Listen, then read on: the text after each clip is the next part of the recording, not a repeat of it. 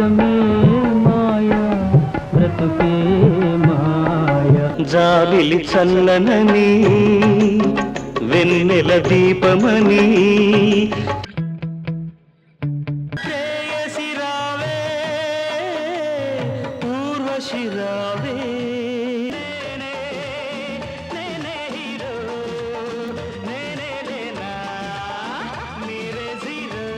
అక్కినేని నాగేశ్వరరావు అన్న ఆయన సినిమాలన్న దర్శకుడు దాసరి నారాయణరావుకి ఎంతో ఇష్టం.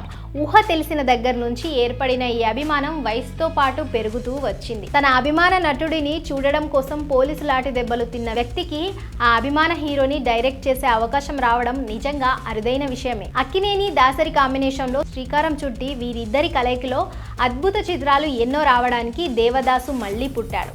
చిత్రం తొలి వేదిక అయింది. వీరిద్దరి కలయికలో మొత్తం 18 చిత్రాలు రూపుదిద్దుకున్నాయి. అక్కినేని దాసరి కాంబినేషన్ కు శిఖర అగ్రస్థాయి అని చెప్పాల్సిన చిత్రం ప్రేమాభిషేకం. ఒక సినిమా కమర్షియల్ గా చారిత్రక విజయం సాధించడంతో పాటు క్లాసిక్ గా ప్రశంసలు అందుకోవడం ప్రేమాభిషేకం చిత్రం విషయంలోనే జరిగింది.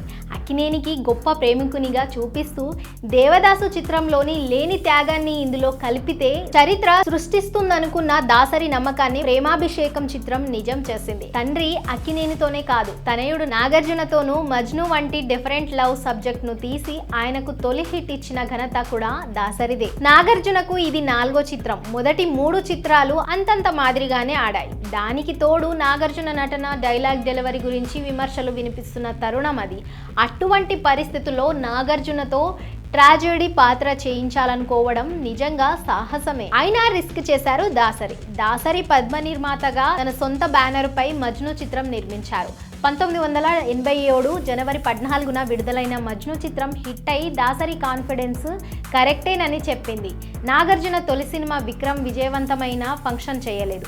అందుకే మజ్ను 100 రోజుల వేడుకను 1987 మే 4న చెన్నైలోని పద్మ విద్యాలయంలో ఘనంగా నిర్వహించారు దాసరి. సీనియర్ హీరో కృష్ణంరాజు చేతుల మీదుగా తొలి శతదినోత్సవ షీల్డ్ అందుకున్నారు నాగార్జున.